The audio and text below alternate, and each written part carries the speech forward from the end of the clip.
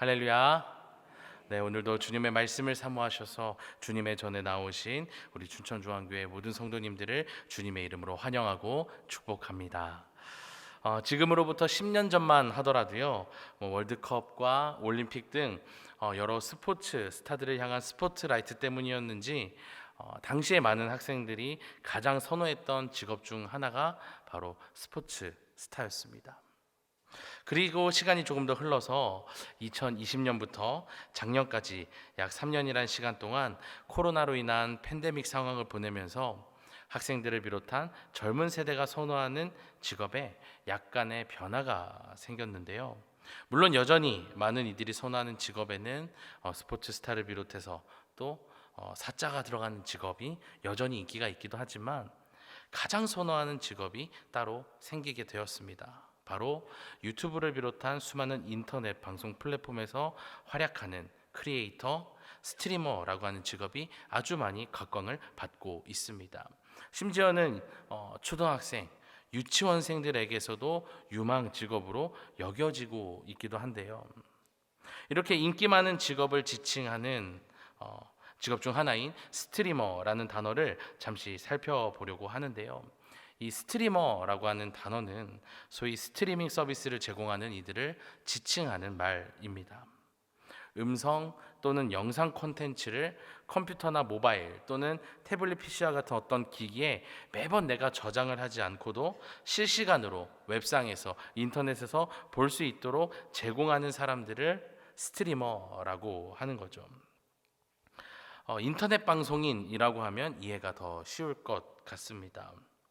갑자기 목사님 왜 뜬금없이 웬 스트리머 얘기지? 라고 하실 수가 있겠는데요. 제가 오늘 스트리머에 대해서 이렇게 시작하면서 이야기를 나누는 이유는요, 이러한 스트리머의 역할이, 크리에이터의 역할이 오늘 이곳에 예배자로서 모인 우리의 역할과 비슷하기 때문입니다. 스트리머는 앞서 실시간으로 웹상에서 다양한 사람들에게 자신이 가지고 있거나 자신이 만든 컨텐츠를 흘려보내는 사람, 전하는 사람이라고 했던 것처럼 예배자인 우리는 예배를 통해 받은 그 은혜를 밖으로 세상으로 흘려보내야 하는 삶을 살아야 한다라고 하는 그 점에서 그 유사함을 발견하게 됩니다. 그렇다면 예배자인 우리가 가지고 있는 컨텐츠는 과연 무엇일까요? 수많은 교회에서 유튜브로 여러 가지 컨텐츠로 온라인 교회와 사역을 한다고 하지만 거기에는 오히려 세상 문화를 따라가려는 모습으로 가득한 것이 대부분인 것 같습니다. 그러나 2000년 전에 이미 수많은 사람들이 환호하며 쫓았던 우리만의 컨텐츠가 있었는데 그것은 우리를 위해 그리스도께서 십자가에 달리심으로 우리가 구원받아 하나님 나라에 갈 수 있게 되었다는 그 좋은 소식, 복음이라고 하는 것이죠. 요즘 유튜브만 봐도 수많은 소식을 어렵지 않게 볼 수 있을 만큼 어떤 사건 하나만 터져도 수많은 크리에이터들이, 스트리머들이, 유튜버들이 그 소식을 퍼나르는 것을 우리가 보게 되는데요. 그렇게 당시 유대인들이 접해왔던 그 어떤 소식보다도 기쁜 소식이자 최고의 컨텐츠가 바로 예수 그리스도의 복음이었고, 당시 수많은 이들이 그렇게 그 컨텐츠를 따라 예수님을 뒤따랐습니다. 그런데 하나님께서는 예수님을 따르는 이들에게 은혜를 받고 누리는 것으로 끝내라고 하지 않으십니다. 마태복음 28장 19절과 20절에 보면 예수님께서 하늘로 올라가시면서 제자들에게 주셨던 지상명령에 대한 말씀이 있었는데요. 우리가 함께 마태복음 28장 19절 20절의 말씀을 함께 읽어보도록 하겠습니다. 시작. 그러므로 너희는 가서 모든 민족을 제자로 삼아 아버지와 아들과 성령의 이름으로 세례를 베풀고 내가 너희에게 분부한 모든 것을 가르쳐 지키게 하라. 볼지어다 내가 세상 끝날까지 너희와 항상 함께 있으리라 하시니라. 아멘.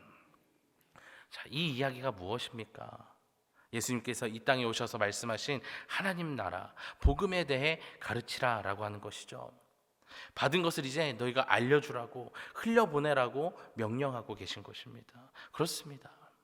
스트리머가요, 영상을 찍고 그 영상을 유튜브나 틱톡과 같은 곳에 업로드하지 않고 그 누구에게도 보여주지 않는다라고 한다면 수익을 얻지 못하는 바람에 스트리머로서의, 크리에이터로서의 삶을 이어갈 수가 없을 겁니다. 그런 것처럼 우리의 예배가 무너지는 것을 경험하는 이유가 여기에도 있는 겁니다. 나누지 않기 때문에. 분명히 내가 예배를 통해 받은 은혜와 감동이 있는데 그것을 밖으로 이웃에게 흘려보내지 않기 때문이라는 것입니다.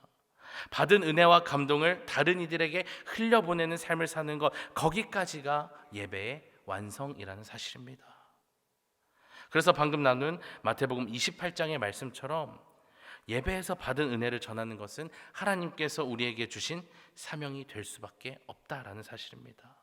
그런데 이 사명을 온전히 감당하지 않기 때문에 예배가 흔들리게 되고, 예배가 흔들리는 나의 마음이 흔들리고 우리의 삶의 자리마저도 흔들리게 되는 것입니다. 이렇게 우리의 삶에 참으로 큰 영향을 끼치는 이 예배에는 참 많은 순서들이 있습니다. 오늘은 특별히 호산나 찬양단의 헌신 예배이기도 한 만큼 호산나 찬양단을 비롯한 각 예배를 섬기는 찬양팀이 수고하는 경배와 찬양의 순서가 우리에게 어떠한 의미를 가지고 있는지 함께 살펴보고 예배자로서의 우리의 마음과 태도를 회복하고자 합니다. 혹시 그동안 경배와 찬양의 시간을 그다지 특별한 시간이라 생각하지 않았다라고 한다면 오늘 이 시간과 순서에 대해서 하나하나 돌아보면서 받은 은혜를 온전히 나누는 예배의 스트리머, 은혜 스트리머들이 될 수 있기를 간절히 소망합니다. 오늘 본문은 아시다시피 바울의 편지입니다. 어떤 편지냐면 바울이 에베소 교회가 하나가 되기를 바라는 마음을 담아 쓴 편지입니다. 직접 문제가 있는 그 에베소 교회를 찾아가서 이야기를 직접 나누고 해결하려고 하면 더욱 문제를 쉽게 해결할 수 있을 것 같은데 바울이 편지로 대신한 이유가 있었습니다. 당시 바울은 복음을 전하던 중 몇몇 사람들의 고발로 인해서 재판을 받고 있었기 때문에 로마 제국이 정한 거주지에 머물러 있어야만 했습니다. 그래서 마음대로 내가 가고 싶다고 해서 그곳에 갈 수 있는 것이 아니었다고 하는 것이죠. 그렇게 갇혀 있는 동안 바울에게 편지 하나가 도착했는데 그 편지에는 바울이 세웠던 여러 초대교회들 안에 다툼이 있다는 소식이 담겨져 있었습니다. 바울이 오랜 시간 동안 전도 여행을 통해 세웠던 이 초대교회들은 예루살렘에 있던 유대인들만 모인 교회가 아니었습니다. 바울이 세운 교회에는 로마 제국이라는 그 이름에 걸맞게 수많은 민족의 사람들이 모여 있었습니다. 각 민족의 사람들은 언어와 문화를 비롯해서 수많은 것들이 다르다 보니까 서로 다투기 일쑤였고, 또 이런 교회 안에 다툼을 듣게 된 바울은 걱정 어린 마음으로 에베소 교회에 편지를 보내게 되는 겁니다. 여기 모인 우리도 마찬가지입니다. 여기에 있는 모두가 각자 자라온 배경이 달라요. 지금 살고 있는 동네는 비슷할지라도 가정 환경은 또 다 다릅니다. 그렇게 각자의 상황에 따라 자라온 우리는 성격도 다를 뿐더러 그로 인해 발현되는 생각도 다 다릅니다. 그래서 우리는 각자의 삶을 알아서 잘 살면 돼요. 서로에게 간섭할 필요 없이 남남처럼 살면 됩니다. 이렇게 사는 것이 오히려 편할 수가 있어요. 그러면서 하나님과 나 사이의 관계만 잘 유지만 하면 그 어떤 문제도 없을 것만 같습니다. 하지만 하나님께서는 에베소 교회를 비롯한 초대교회 사람들과 이곳에 모인 우리를 각자의 교회로 부르실 때 하나하나 그냥 개인적으로 부르지 않으셨다라는 겁니다. 함께 부르셨어요. 예배 순서 중에도 하나님께서 우리 성도들을 부르는 순서가 있습니다. 바로 예배로의 부름이라는 순서입니다. 여러분들은 이 순서가 어떤 순서라고 생각하십니까? 이것은 단순히 예배가 시작됩니다 라고 하는 어떤 알림의 역할, 알람의 역할도 하지만 예배로의 부름은요, 예배로의 초대라고 하는 의미를 담고 있습니다. 자, 그런데 예배에 초대한다는 것은 또 어떤 것을 의미할까요? 그것은 우리가 앉아있는 그 자리, 그 의자에 나 홀로 초대받았다라고 하는 것이 아니라 함께 힘과 마음을 모아야 하는 이 교회 공동체에, 우리 춘천중앙 공동체에 우리 모두가 함께 초대받았다라고 하는 것을 의미한다는 것입니다. 그래서 예배는요, 우리 개인의 예배가 아니라 이 자리에 함께하는 지금 여러분의 양옆과 앞 뒤에 있는 모든 사람과 함께하는 자리, 함께하는 예배가 되는 것입니다. 그 자리에 우리 서로가 함께 초대받은 것입니다. 그래서 우리가 이 자리에 와서 예배할 때는요, 나 개인과 하나님과의 관계에서의 부름뿐만 아니라 공동체로의 초대라는 것 또한 우리가 기억할 수 있어야 하겠습니다. 자, 그런데 우리가 이 예배로의 부름의 시간을요, 여러 방법으로 진행한다는 것 아시나요? 주일 예배 때 우리는 예배로의 부름을요, 예배를 위한 기도라는 이름으로 대신하고요. 그 외 다른 예배 때, 수요 예배와 새벽 기도 때는 사도신경을 통해서 그 시간을 대신하기도 하고, 금요 기도와 주일 저녁 예배 때는 찬양팀의 경배와 찬양 시간을 통해서 예배로의 부름을 대신하기도 합니다. 그래서 이 예배로의 부름이라고 하는 시간은요, 특히 경배와 찬양의 시간을 통해서 진행될 때는 우리가 춘천중앙교회라고 하는 공동체의 일원으로서 이 예배가 주님께 기쁨이 되는 시간이 되기를 바라는 마음을 담아 한 목소리로 같은 찬양을 부르며 공동체성을 가다듬는 시간이라는 것입니다. 예배학자 마르바더는 예배로의 부름에 대해서 다음과 같이 이야기했습니다. 예배로의 부름은 우리가 거룩함의 옷을 입는 시간이다. 여기서 말하는 거룩함의 옷이란 무엇일까요? 바로 오늘 말씀을 통해서 우리에게 세 가지를 알려주고 있는데요. 첫 번째로 부르심 받은 대로 행하라는 것입니다. 오늘 본문 1절에 하나님께서 우리를 부르셨다라고 이야기합니다. 부르심이라고 하는 것은 영어로 다들 잘 알고 계신 것처럼 콜링이라고 하는데, 흔히 교회에선 소명 또는 비전이라고도 이야기합니다. 그래서 대부분의 그리스도인들은 부르심에 대해 하나님 뜻 안에서 부르심 받은 나의 어떤 직업 또는 나의 삶의 목표라고 생각하기도 합니다. 하지만 오늘 말씀의 부르심은 조금 달라요. 바울이 말한 하나님의 부르심은요, 그리스도인으로서 해야 할 것, 하나님의 자녀로 해야 할 것들을 이야기하는 겁니다. 그렇다면 하나님의 자녀로서 해야 할 가장 기초적인 것은 무엇일까요? 예수님께서 우리를 위해 십자가에 달리시고 사흘 만에 부활하신 우리의 구원자 되시는 분임을 믿는 것과 그분의 말씀에 따라 살아가는 것입니다. 그런데 사실 우리 모두가 예수님의 말씀에 따라 살아야 한다라고 하는 것, 그것을 모두가 다 잘 알고 있습니다. 실제로 그것을 우리가 온전히 해내기가 어려워서 그렇지 알기는 다 압니다. 그것은 에베소 교회 사람들도 마찬가지였어요. 그런데 왜 오늘 말씀에 바울은 굳이 편지까지 써가면서 에베소 교회 사람들에게 하나님 말씀대로 살아야 돼, 부르심대로 살아야 돼 라고 하는 그런 뻔한 이야기를 했던 걸까요? 앞에서 이야기했던 것처럼 당시 초대교회 사람들의 구성원은 아주 다양했습니다. 유대인뿐만 아니라 로마 사람, 아라비아 사람, 이집트 사람, 아프리카 대륙에서 온 사람 등 다양한 출신의 사람들이 모여 있었습니다.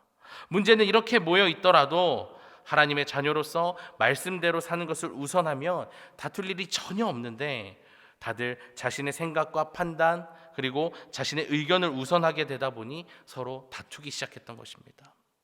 그래서 우리는 경배와 시간, 이 경배와 찬양 시간을 어떻게 이해해야 하냐면, 우리가 주님의 소망에 따라 부르심을 받았다라고 하는 그 공동체성을 기억하며 말씀대로 살 것을 결단하는 시간이라는 겁니다.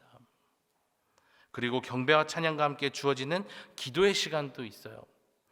그 시간은 굉장히 짧지만 그 시간은 내가 주님의 부르심대로 이 공동체에서 관계하고 있는지, 그래서 주님 앞에 나와서 내가 예배하는 데 부족함이 없는지 돌아보는 시간입니다. 그 시간이 아까 얘기했던 것처럼 긴 시간은 아니지만 그 짧은 시간 가운데서도 온전히 하나님께 기도하면서 나 스스로를 돌아본다면 하나님께서 생각나시게 하는 어떤 일들이나 사건들이 있을 것입니다. 내가 누군가와 싸우고 관계에 문제가 있다라고 한다면 정말 회개해야 하는 거죠. 그렇게 상대방에게 용서를 구할 것이 있다면 하나님께 용기를 구하고 이후에 상대방에게 용서를 구하는 것으로 점차 관계를 회복해 나가야 합니다. 만약 하나님께서 그 문제에 대한 마음을 그 시간에 주셨는데도 불구하고 그것을 해결하려고 하지 않고 결단하지 않고 모른 척하고 계속해서 예배를 드린다라고 한다면, 그것이 예배의 자리에 앉아 있는 것은 될지언정 하나님이 받으실 진정한 예배는 되지 않을 것입니다. 마치 가인의 예배처럼 말이죠. 그래서 예배의 첫 순서인 경배와 찬양, 그리고 그 안에 담긴 예배로의 부름의 순서는 너무나도 중요합니다. 왜냐하면 매주 드리는 예배의 성패가 여기에 달려있기 때문입니다. 하나님께서는 우리 교회에 있는 모든 이들을 사랑하십니다. 다들 잘 알고 계신 것처럼 하나님은 잃어버린 그 양 한 마리를 쉽게 포기하는 분이 아니십니다. 그래, 새끼 양 한 마리 또 낳으면 되지 라고 생각하시는 분이 아니에요. 모두들 이 하나님의 마음을 깨달으셔서 경배와 찬양의 시간을 귀하게 여기시고 그때 이루어지는 예배로의 부름을 통해 우리의 공동체성을 항상 인식하셨으면 좋겠습니다. 그리고 하나님의 말씀을 우선하는 거룩함의 옷을 입을 수 있기를 간절히 소망합니다. 그리고 이어서 바울은요, 공동체를 위해 가져야 할 마음을 이야기하는데요. 모든 겸손과 온유하고 오래 참음으로 사랑 가운데서 서로 용납하라 라고 이야기합니다. 찬양, 예배로의 부름을 통해 우리가 입어야 할 거룩함의 옷 두 번째는요, 사랑 가운데서 용납하는 것입니다. 이것은 오늘 본문에 기록된 용납은요, 우리가 알고 있는 어떤 용서의 개념과는 조금 다른데요. 일전에 베드로가 예수님께 나에게 범죄한 자에게 얼마나 용서해 주어야 합니까? 라고 물은 적이 있었습니다. 그러자 예수님께서 우리가 잘 알고 있는 것처럼 70번씩 7번이라도 용서해 주어라 라고 말씀하시죠. 예수님께서 그 말씀하신 이유가 뭘까요? 정말 490번을 용서해 주라는 것이었을까요? 아니죠. 흔히 우리가 설교에서 또 듣는 것처럼 끝없이 용서하라 라는 것도 아닙니다. 그럼 뭘까요? 이것은 용서의 개념을 넘어서 상대방을 있는 그대로 받아들이라 라는 겁니다. 그것이 용납이라는 거예요. 그래, 알았어, 너가 잘못했지, 용서해 줄게, 다음부터는 그러지 마 라고 하는 것이 아니라 괜찮아, 그럴 수 있어, 이해해가 되어야 한다는 것입니다. 우리가 모인 교회는 거룩한 곳이지만 여기에 모인 우리는 결코 완벽한 사람들은 아닙니다. 저부터 시작해서 우리 모두가 죄인이며 실수도 하고 잘못도 하는 사람들입니다. 참 신기한 건요, 또 같은 죄를 수없이 반복한다는 겁니다. 용서를 수없이 받고 또 용서를 수없이 해줘도 또 상처를 주고 받습니다. 시쳇말로 우리는요, 서로에게 노답인 존재들입니다. 그래서 그런 노답 같은 우리 모두에게 필요한 것은 무엇이냐면 70번씩 7번의 용서보다 그대로 우리 서로를 이해하고 받아들이는 용납이 필요한 것입니다. 그래서 바울은 오래 참음이라는 말을 오늘 말씀에서 덧붙이고 있는 겁니다. 그런데 정말 우리가 이렇게 말씀처럼 오래 참아주고 편견 없이 이해하고 받아들이면 온전히 하나가 될 수 있을까요? 여기엔 한 가지가 더 필요합니다. 바로 사랑입니다. 오늘 말씀처럼 사랑 가운데서 상대방을 용납한다면 연약하고 부족한 우리라도 그 누구도 품지 못할 것 같은 사람을 위해 오래 참을 수 있게 되고요, 이해하고 받아들일 수 있게 된다는 겁니다. 사랑이 없으면 절대로 예배 중에 은혜를 얻을 수가 없습니다. 내가 누군가를 사랑하지 못하고 미워한다고 가정해 보세요. 특히 교회 안에서 같이 사역하는 사이에서 그런 일이 있다라고 생각해 보자고요. 사역이 되겠습니까? 예배가 될까요? 미워하는 사람끼리 서로를 보면서 서로 하는 어떤 사역들을 보면서 저거 저렇게 하는 게 아닌데 라면서 속으로 끊임없이 판단하고 트집을 잡을 겁니다. 그렇게 하면 그 어떤 사역도 그 어떤 예배도 온전히 할 수도 없고 드릴 수도 없습니다. 그 자리는 물론 섬김의 자리일 수 있지만, 예배의 자리일 수 있지만 여전히 그 안에서 죄를 짓고 있는 겁니다. 생각보다 많은 그리스도인들이 방금 이야기했던 일들, 그리고 이와 유사한 것들로 예배의 자리에서 죄를 짓고 집으로 돌아온 경우가 너무나도 많이 있습니다. 그러나 예배로의 부름을 대신하는 이 경배와 찬양의 시간은 이런 죄스러운 마음들을 회복하고 거룩함의 옷을 입는 시간이 되어서 우리로 하여금 온전한 예배자가 될 수 있게 해준다라는 겁니다. 그래서 모두들 예배로의 부름을 통해 경배와 찬양의 시간을 통해서 미움과 시기와 질투가 아닌 사랑으로 예배를 시작하여 우리 춘천중앙교회 예배가 모두가 함께 은혜를 받고 돌아가는 참된 예배를 드릴 수 있기를 간절히 소망합니다. 마지막으로 경배와 찬양 시간과 함께 진행되는 예배로의 부름을 통해 입어야 할 우리의 거룩한 옷, 세 번째는 바로 하나됨을 위해 힘쓰는 것입니다. 오늘 본문 3절 말씀을 우리 다시 함께 읽어보도록 하겠습니다. 에베소서 4장 3절 말씀 우리 함께 한 목소리 읽습니다. 시작. 평안에 매는 줄로 성령이 하나 되게 하신 것을 힘써 지키라. 아멘. 바울은 에베소 교회와 우리에게 하나님께서 각 공동체를 하나 되게 하신 것을 그냥 지키라고 말씀하시지 않으시고요, 힘써 지키라고 말씀하십니다. 본문에 힘써라고 번역되어 있는 스푸다존테스는요, 애를 쓰다, 노력하다라는 뜻을 가지고 있는 헬라어입니다. 그리고 스푸다존테스는요, 지속과 반복을 나타내는 현재 시제어로 사용되었는데, 이것은 우리가 하나가 되기 위해서는 한번 빡 힘쓰는 것이 아니라 끊임없이 노력해야 된다는 것을 알려주고 있습니다. 안 그래도 신경 쓸 일이 많은데 이런 것까지도 신경 쓰고 끊임없이 노력해야 한다는 이야기가 우리에게는 어떤 피로감을 줄 수도 있겠지만, 그럼에도 불구하고 우리가 하나 되기 위해 끊임없이 노력해야 하는 이유가 있다는 겁니다. 바로 우리를 끊임없이 유혹하는 사탄 때문입니다. 사탄은 우리가 하나님의 부르심대로 말씀대로 사는 삶을 살며 하나님 나라를 확장해 가는 것을 극도로 싫어하는 무리입니다. 그래서 사탄은요, 어떻게든 우리를 넘어뜨리기 위해서 쉴 새 없이 우리의 삶에 머무르면서 산 넘어 산 또는 스무고개처럼 유혹들을 우리에게 계속해서 던져댑니다. 그게 안 통해? 그럼 이거 해봐, 저거 해봐, 이렇게 해봐. 끊임없이 던져대요. 그 끊임없는 유혹들을 이겨내고 그 유혹들로부터 넘어지지 않기 위해 우리는 스푸다존테스, 힘써야 하는 것이고 노력해야 한다는 것입니다. C.S. 루이스의 소설 스크루테이프의 편지에 우리를 유혹하는 사탄의 전략들이 기록되어 있습니다. 식탐을 이용하라, 성을 이용하라, 사랑을 변제시켜라, 관능을 이용하라 등등 30가지의 전략들이 기록되어 있는데요, 그 전략에는 공통점이 하나가 있어요. 바로 그 유혹들이 다 우리가 두려워하거나 싫어하거나 그런 것이 아니라 내가 정말 좋아하는 것, 내가 사랑하는 것들로 우리를 공격한다는 것입니다. 이렇게 사탄은 우리를 완전히 홀릴 기가 막힌 전략들로 우리로 하여금 하나님을 따르지 못하게 하고 교회 안에서는 서로가 하나 되지 못하도록 유혹하게 합니다. 그래서 수많은 교회들이 이것을 방지하기 위해서 수련회도 하고요, 리트릿도 가고요, 샘터 모임과 같은 셀 모임, 속회 등 여러 모임과 프로그램들을 합니다. 자, 그런데 정말 무서운 건 뭐냐면요, 우리가 그냥 이 프로그램을 한다고 해서 잘 변화되지 않는다는 겁니다. 더 무서운 건요, 변화된 척, 하나가 된 척을 한다는 거예요. 다들 긴 시간 동안 사회에서 살아가시면서 수많은 사람들을 상대하고 관계하면서 다른 사람 앞에서 좋은 사람인 척 가면 쓰는 그런 페르소나, 가면을 쓰는 것 정도는 다들 능숙하게 하실 겁니다.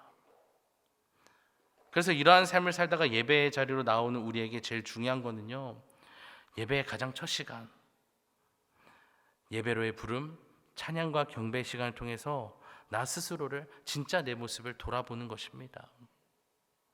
이때 다른 사람의 시선은 중요하지가 않아요. 다른 것보다도 하나님 앞에서 내가 어떤지를 돌아보는 것이 너무나도 필요하다는 것이죠. 예배로, 교회로 부름을 받은 내 안에 공동체와 멤버들을 향한 미움이나 질투와 같은 것들이 있는지 없는지 살펴야 합니다. 해결되지 않은 나의 문제, 상처, 실수 등을 돌아봐야 되는 거예요. 그리고 마지막으로 예배로의 부름은 예배 시간 중 매우 짧은 시간이지만 이 시간 동안 우리 하나님 앞에 내 마음을 다 보여드려야 하는 시간입니다. 그리고 이 순서를 귀중하게 지키면서 예배를 시작하는 것이야말로 우리 공동체를, 우리 교회를 하나가 되게 하는 데 힘쓰는 것인 줄로 믿습니다. 사랑하는 여러분, 오늘 예배의 첫 순서, 경배와 찬양의 시간에 대해서 살펴보았습니다. 우리 모두 이 시간을 소중하게 여기고 이 시간을 더욱 사모할 수 있기를 바랍니다.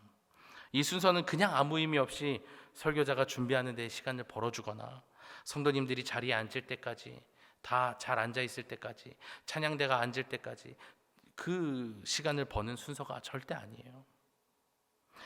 이 순서가 가장 앞에 있는 이유는요, 소중하지 않기 때문에 앞에 있는 것이 아닙니다. 우리의 예배의 성패를 가르는 아주 중요한 순서이기에 맨 앞에 있는 것입니다. 에베소서 6장 13절 말씀 우리 함께 한 목소리로 읽어보도록 하겠습니다. 시작. 그러므로 하나님의 전신 갑주를 취하라. 이는 악한 날에 너희가 능히 대적하고 모든 일을 행한 후에 서기 위함이라. 아멘. 예배는 영적 전쟁입니다. 앞에서 이야기했던 것처럼 사탄은 우리가 이곳에서 온전한 은혜를 누리지 못하도록 예배 시간 내내 온갖 것들로 이용해 우리를 방해할 것입니다. 거기서 무너진 우리는 끝이에요. 말씀 그대로 이 시간은 마치 전쟁에 나가는 무사가 마음을 가다듬고 갑옷을 준비하고 무기를 준비하는 것처럼 굉장히 중요한 시간입니다. 말로 표현할 수 없을 만큼 경건하게 보내야 하는 시간입니다. 그리고 호산나 찬양단을 비롯한 경배와 찬양 시간을 담당하는 모든 찬양단은 그 영적 전쟁의 선봉장 역할을 하는 아주 중요한 역할을 감당하는 팀입니다. 모두도 오늘 말씀을 잘 기억하셔서 경배와 찬양의 시간을 통해 나를 부르시는 그 주님과의 관계를 돌아보는 시간, 또 나를 돌아보는 시간으로, 또 공동체를 돌아보는 시간으로 보내며 받은 은혜를 나누고 위로하고 서로 사랑을 나누는 스트리머 예배자들이 되기를 소망합니다. 주님께서는 받은 은혜를 흘려보내기에 힘쓰는 참된 예배자, 예배 스트리머로서의 삶을 살아가는 여러분들을 기억하시고 놀라운 하늘의 상급뿐만 아니라 이 땅에서 예배해 두신 예배자들이 누릴 참된 은혜들을 하나하나 허락해 주실 것입니다. 모두들 그 은혜를 기대하시면서 앞으로 경배와 찬양의 시간을 더욱 귀하게 여길 뿐만 아니라 그 시간을 감당하는 우리 찬양팀을 위해서도 함께 중보하여 더욱 은혜 넘치는 예배를 드리는 우리 춘천중앙교회 모든 예배자들이 되기를 주님의 이름으로 간절히 축원합니다.